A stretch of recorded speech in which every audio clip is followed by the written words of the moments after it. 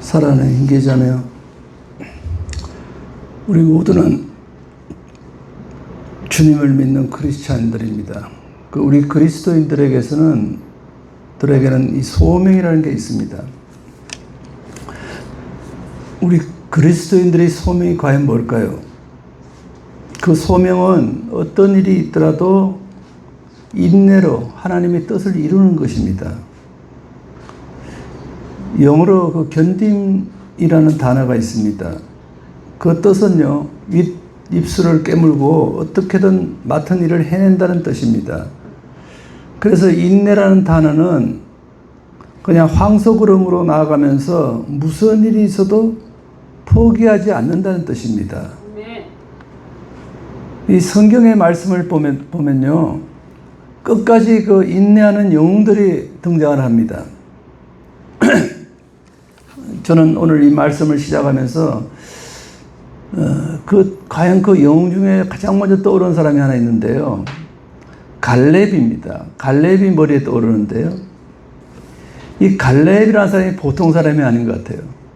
이 갈렙이 그 약속의 땅에 이르러서 여호수아에게, 모세에게 약속했던 이 산지를 지금 내게 주소서라고 말했을 때, 그때 갈렙의 나이가 몇 살인가 하면 85입니다. 그래서 이 성경을 보면 갈렙에 대한 말씀이 민수기, 신명기, 여호수아에 나와 있거든요. 민수기 32장 12절 말씀 한번 봅시다. 그러나 그나스 사람 여분네의 아들 갈렙과 눈의 아들 여호수아는 여호와를 온전히 따랐느니라 하시고. 자, 갈렙과 여호수아 두 사람은요, 하나님을 온전히 따랐다고 성경은 기록하고 있습니다. 또 신명기 1장 36절 한번 볼까요? 오직 여분네의 아들 갈렙은 온전히 여호와께 순종하였은즉 그는 그것을 볼 것이요 그가 밟은 땅을 내가 그와 그의 자손에게 주리라 하시고. 갈렙은 온전히 여호와께 순종을 했다고 성경은 기록하고 있습니다. 또 여호수아 14장 8절을 한번 볼까요? 나와 함께 올라갔던 내 형제들은 백성의 간담을 높게 하였으나 나는 내 하나님 여호와께 충성하였으므로. 지금 갈렙의 이야기를 보면요, 우리도 이 갈렙처럼 우리가 하나님을 온전히 따랐느냐를 한번 생각해 볼 필요가 있습니다. 이 갈렙은 성경에 몇 구절에 나와 있는 갈렙에 대한 얘기를 종합을 해보면 여호와 하나님을 전심으로 따랐던 사람입니다. 그냥 반쪽짜리 믿음으로 따른 게 아닙니다. 요즘에 우리 크리스찬들, 그리스도인들을 볼까요?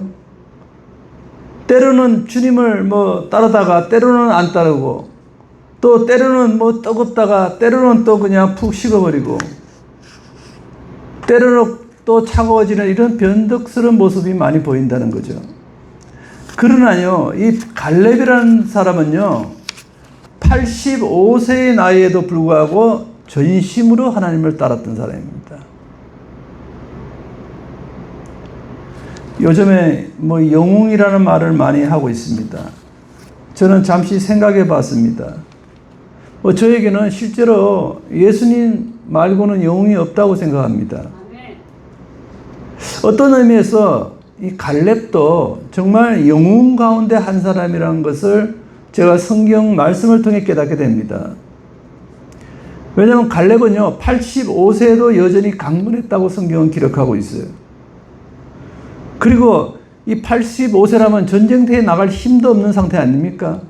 그러나 그 거인들이 요새를 짓고 살고 있는 산지를 얻기 위해 자신이 나가서 싸울 준비가 되어 있다고 지금 성경은 기록하고 있어요. 85세 나이에. 주 156년경에 이 사도 바울의 3차 전도 여행지였던 그 스무나의 감독 폴리갑이라는 분이 생각이 납니다. 참 폴리갑이라는 분은 정말 대단한 분입니다. AD 156년에 이 폴리갑이 예수를 믿는다는 거에서 화형을 당하는데요. 그 화형을 당할 때 그의 나이가 86살이었습니다. 근데 화형시키는 자들이 조건을 걸었어요. 너 이 시간 예수님을 저주를 하면 너를 화형시키지 않겠다라고 얘기했어요. 폴리갑이 만약 그 자리에서 예수님을 저주했다면 자신의 생명을 구할 수 있었습니다. 그러나 폴리갑은 이렇게 말했습니다. 내가 지난 86년간 예수님을 섬기는 동안 그분은 단 한 번도 나를 배신한 적이 없는데 어떻게 내가 나를 구원하신 왕을 모독할 수 있겠습니까? 라고 당당히 말했다고 합니다. 그리고 처형을 당했어요.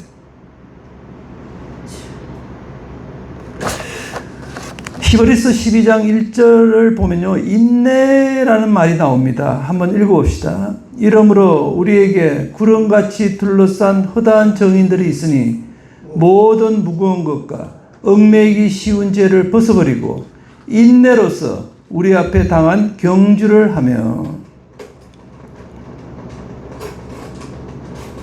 자, 아까 제가 처음에 얘기했던 갈렙이나 또 폴리갑 감독이나 인내가 없었다면 그런 믿음이 있을 수 있겠습니까? 끝까지 죽기조차 감안하고 그냥 참았던 것입니다. 끝까지 인내했던 것입니다. 대단한 믿음입니다. 우리 모두도 그리스도인입니다. 우리는 그리스도인으로서 이 땅에 뭐 소풍 가듯이 살라고 부름을 받은 것이 아니라는 것을 우리가 잊어서는 안 됩니다. 우리가 예수님의 부르심을 받았을 때는요, 결단력이 있어야 됩니다. 그리고 배짱도 있어야 되고 끝까지 달리는 인내가 필요하다고 하나님 말씀하십니다. 마지막 숨을 거두던 그 순간까지 인내가 있어야 된다는 거죠. 이 사람들은 출발은 누구나 다 할 수 있어요. 그러나 끝까지 달리는다는 것은 상당히 쉽지 않습니다. 그것이 너무나 중요하다는 거죠. 마지막 숨 거두는 순간까지 달려야 된다. 이게 우리의 사명입니다. 이 히브리서는요, 당시 박해받는 유대인, 그리스도인, 유대인 중에서도 크리스찬들, 그들에게 보내는 편지입니다. 우리 당시에 그리스도인들은요, 예수를 믿는다는 것으로서 성전에서도 쫓겨났어요. 그리고 모든 걸 다 잃었습니다. 심지어 성전들에 들어갈 수조차 없었어요. 그들은 갑자기 거지가 다 돼버린 것입니다. 그런데 히브리서를 보면요, 11장에서 예수님을 위해서 살다가 모든 것을 잃어도 예수님 한 분이면 된다고 고백을 하고 있어요. 엄청난 고난을 견디면서도 그들은 절대로 하나님을 실망시키거나 하나님을 저버리지 않았어요. 하나님을 배신하지 않았습니다. 히브리서 12장 2절을 한번 볼까요? 함께 읽어봅시다. 믿음의 주여 또 온전하게 하시는 이 예수를 바라보자. 그는 그 앞에 있는 기쁨을 위하여 십자가를 참으사 부끄러움을 개의치 아니하시더니 하나님 보좌 우편에 앉으셨느니라. 그들은 마지막까지도 우리 믿음의 주님이신 예수를 바라보자 그랬어요. 예수님도 마지막까지 하나님을 배반하지 않고 십자가에 하나님의 뜻을 다 이루었지 않습니까? 예수님이 그 경주를 완주하셨어요. 사실은. 그 얼마나 힘든 상황이었겠습니까? 예수님이 십자가에 달리시면서 마지막에 다 이루었다라고 말씀하시고 숨을 거두셨어요. 그것이 요한복음 19장 30절에 나와 있습니다. 한번 읽어봅시다. 예수께서 신포도주를 받으신 후에 이르시되 다 이루었다 하시고 머리를 숙이니 영원히 떠나가시니라. 사랑하는 형제자매, 우리도 살면서 이 땅에 있는 동안에는 오직 예수님만 바라보시기 바랍니다. 예수님께 시선을 고정하고 예수님으로부터 사랑의 훈련을 받아야 합니다. 그리고 절대로 불평하지 마시기 바랍니다.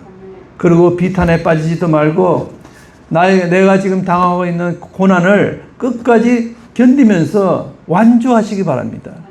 마지막 숨을 끝나는까지 완주를 해야 돼요. 저는 이 뜨거운 여름날에 계속해서 잠실 올림픽 공원에 나갑니다. 이 장대 같은 비와 정말 뜨겁게 내리치는 더위 속에서 그 젊은이들을 바라보면서 이 골리앗과의 싸움에서 다윗이 얼마나 성실했는지를 생각하게 되었습니다. 어떻게 보면 골리앗과의 싸움입니다. 왜 이 대한민국에 이런 일이 일어났는지, 그것도 지금 우리가 사는 시대에 지금 엄청난 일이 벌어지고 있는 것입니다. 앞으로 그 결과가 어떻게 될지는 하나님만이 아시겠죠. 그러나 저는 시편 51편을 읽으면서 알게 되었습니다. 결국 우리가 승리할 것이라는 것을 알게 되었어요. 길지만 함께 우리가 시편 51편 말씀 한번 읽어봅시다.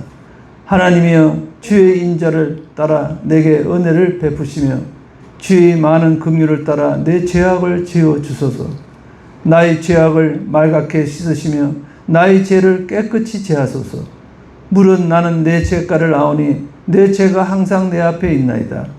내가 주께만 범죄하여 주의 목전에 악을 행하여 싸우니 주께서 말씀하실 때 어려우시다 하고 주께서 심판하실 때 순전하시다 하리이다.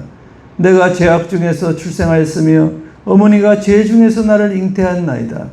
보소서 주께서는 중심이 진실함을 원하시오니 내가 지혜를 엄밀히 가르치시리이다. 우슬초로 나를 정결하게 하소서. 내가 정하리이다. 나의 죄를 씻어주소서. 내가 눈보다 희리이다. 내게 즐겁고 기쁜 소리를 들려주시사 주께서 꺾으신 뼈들도 즐거워하게 하소서. 주의 얼굴을 내 죄에서 돌이키시고 내 모든 죄악을 지어주소서. 하나님이여 내 속에 정한 마음을 창조하시고 내 안에 정직한 영을 새롭게 하소서. 나를 주 앞에서 쫓아내지 마시며 주의 성령을 내게서 거두지 마소서. 주의 구원의 즐거움을 내게 회복시켜 주시고 자원하는 심령을 주사 나를 붙드소서. 사랑하는 형제자매, 우리도 이 시편 51편 말씀처럼 진정으로 우리 죄를 회개하면요 하나님이 용서하신다는 것을 확신하시기 바랍니다. 그리고 또 힘을 얻으시기 바랍니다. 지금 시편 51편에서는 하나님께 항상 감사라고 했어요. 하지만 다윗을 보면요, 다윗이 그렇게 정말 하나님을 공경하고 하나님을 믿고 이렇게 살다가 말년에 왜 실패를 했습니까? 저는 이 대한민국을 보면서 하나님은 반드시 이 대한민국을 기억하시고 이 고난 중에 우리를 반드시 건져주실 거라고 확신합니다. 자, 그러기 위해서는 우리 모두는 그리스도를 향한 우리의 인내가 있어야 합니다. 인내와 오래 참음이 지금 필요한 것입니다. 우리가 서로가 서로를 바라보면서 참 놀랄 때가 있습니다. 그렇습니다. 모두들 우리는 예수님을 닮은 모습이 되어야 되는 것입니다. 그러나 실제로는 실패할 때가 많습니다. 그러나 주님은 항상 은혜스러운 분이시죠. 왜냐하면 주님은 또 우리를 끝까지 기다려 주신다는 거죠. 주님도 우리를 보고 인내하십니다. 인내로서 우리를 바라보고 있기 때문입니다. 우리의 인내를 생각하기 전에 우리를 향한 예수님의 인내를 먼저 생각하고 잊지 말아야 합니다. 저는 이 내년이 벌써 27년, 아직도 반년이 남았는데 내년의 말씀을 받았어요. 시편 27편 4절 말씀인데요. 한번 같이 읽어봅시다. 내가 여호와께 바라는 한 가지 일, 그것을 구하리니 곧 내가 내 평생에 여호와의 집에 살면서 여호와의 아름다움을 바라보며 그의 성전에서 사모하는 그것이라. 아멘. 내가 여호와께 바라는 한 가지 일, 그것을 구하리니라고 했어. 여러분들, 하나님께 바라는 한 가지 일이 뭡니까? 내가 바라는 한 가지 일, 그것은 과거와 현재와 미래의 대한민국을 생각하는 것입니다. 내가 아는 한 가지는요, 요한복음 9장 25절에 나와 있는데요. 뭐라 그러지? 한번 읽어봅시다. 대답하되 그가 죄인인지 내가 알지 못하나 한 가지 아는 것은 내가 맹인으로 있다가 지금 보는 그것이니이다. 예수님은요, 맹인으로 태어난 사람도 고쳐주셨어요.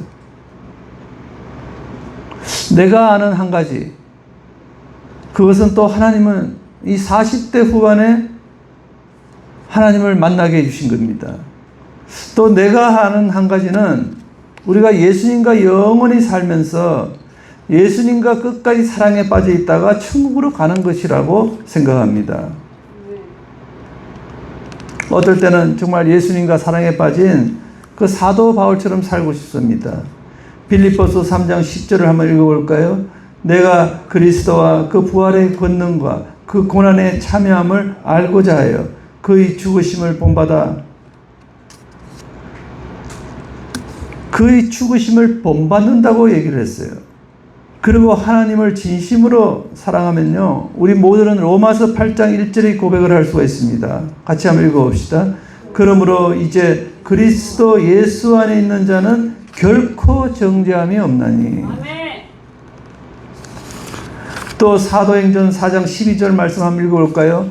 다른 이로서는 구원을 받을 수 없나니 천하 사람 중에 구원을 받을 만한 다른 이름을 우리에게 주신 일이 없음이라 하였더라. 예수님은 우리의 아름다운 구원자가 될 것입니다. 또 내가 아는 한 가지는 빌립보서 3장 13절 14절입니다. 한번 함께 읽어봅시다. 형제들아, 나는 아직 내가 자본줄로 여기지 아니하고 오직 한 일, 즉 뒤에 있는 것은 잊어버리고 앞에 있는 것을 잡으려고 표대를 향하여 그리스도 예수 안에서 하나님이 위에서 부르심 부름의 상을 위하여 달려가노라. 그렇습니다. 저는 예수님을 더 많이 알고 싶습니다. 여러분도 그렇지 않습니까? 마태복음 10장 22절을 한번 읽어볼까요? 또 너희가 내 이름으로 말미암아 모든 사람에게 미움을 받을 것이나 끝까지 견디는 자는 구원을 얻으리라. 우리 모두는요, 예수님께 모든 것을 맡겨야 합니다. 인간에게 있어서 게으름의 그 유혹은 언제나 있습니다. 인간은 더 푸른 풀밭을 원하고 있습니다. 그러나 사실은 주님이 원하시는 이 땅에서의 삶은요, 바로 좁은 길을 가는 것입니다. 좁은 길로 우리는 걸어가야 한다는 거죠. 내가 구하는 또 한 가지가 있다면 시편 27편 4절에 있습니다. 한번 읽어봅시다. 내가 여호와께 바라는 한 가지 일, 그것을 구하리니 곧 내가 내 평생에 여호와의 집에 살면서 여호와의 아름다움을 바라보며 그의 성전에서 사모하는 그것이라. 우리가 이 성전에서 주님을 사모하면서 사는 게 얼마나 행복한 삶입니까? 그리고 마태복음 6장 33절의 말씀을 의지하고 저는 기도합니다. 한번 읽어봅시다. 그런즉 너희는 먼저 그의 나라와 그의 의를 구하라. 그리하면 이 모든 것을 너희에게 더하시리라. 기도밖에 없는 것입니다. 기도하면 이 모든 걸 너에게 더해 주겠다는 거죠. 살아가는 hin계자며 우리는 지금 이 땅에서의 삶은요, 이 천국으로 가는 휴게소에 잠시 머물고 있는 것과 동일합니다. 지금 잠시 머물다 가는 것입니다. 그 휴게소에는 많은 사람이 지나갑니다. 만났다 헤어지고 또 만났다 헤어지고, 그리고 어느 날 우리가 간절히 바라는 그곳에 도착할 것입니다. 우리가 가장 좋아하는 성결 구절 하나를 읽어볼까요? 요한일서 3장 1절 3절입니다. 한번 읽어봅시다. 보라, 아버지께서 어떠한 사랑을 우리에게 베푸사 하나님의 자녀라 일컬음을 받게 하셨는가? 우리가 그러하도다. 그러므로 세상이 우리를 알지 못하면 그를 알지 못함이라. 사랑하는 자들아, 우리가 지금은 하나님의 자녀라. 장래에 어떻게 될지는 아직 나타나지 아니하였으나 그가 나타나시면 우리가 그와 같을 줄을 아는 것은 그의 참모습 그대로 볼 것이기 때문이니 주를 향하여 이 소망을 가진 자마다 그의 깨끗하심과 같이 자기를 깨끗하게 하느니라. 사랑하는 형제자매, 우리는 누구나 다 머릿속에서 가끔 내 자신을 살펴보게 됩니다. 과연 내 자신이 지금 어디까지 와 있느냐? 또 하나님께서 우리에게 또 맡기신 일이 있습니다. 내가 그 맡은 일을 정말 잘하고 있는지를 한번 살펴봅시다. 비록 낙심되고 힘들 때가 많지만 그래도 우리는 끝까지 포기하지 말아야 됩니다. 낙심하지 말아야 됩니다. 오직 예수님만 바라보고 끝까지 견디자고 우리는 주님과 약속해야 됩니다. 우리는 반드시 승리할 것입니다. 걱정하지 마세요. 에베소서 6장 13절에서 뭐라 그랬습니까? 그러므로 하나님의 전신갑주를 취하라. 이는 악한 날에 너희가 능히 대적하고 모든 일을 행한 후에 서기 위함이라. 우리도 이 땅에서의 삶을 다 끝날 때가 반드시 있습니다. 그게 우리 결승선입니다. 그 결승선에 도착할 때까지 우리는 절대로 멈춰서는 안 됩니다. 특히 믿음을 포기해서는 안 됩니다. 마지막으로 히브리서 12장 1절 2절 말씀을 한번 읽어볼까요? 이러므로 우리에게 구름같이 둘러싼 허다한 정인들이 있으니 모든 무거운 것과 얽매기 쉬운 죄를 벗어버리고 인내로서 우리 앞에 당한 경주를 하며 믿음의 주여 또 온전하게 하시는 이인 예수를 바라보자. 그는 그 앞에 있는 기쁨을 위하여 십자가를 참으사 부끄러움을 개의치 아니하시더니 하나님 보좌 우편에 앉으셨느니라. 우리 모두가 이런 믿음의 사람이 되시기를 예수님의 이름으로 기도드립니다.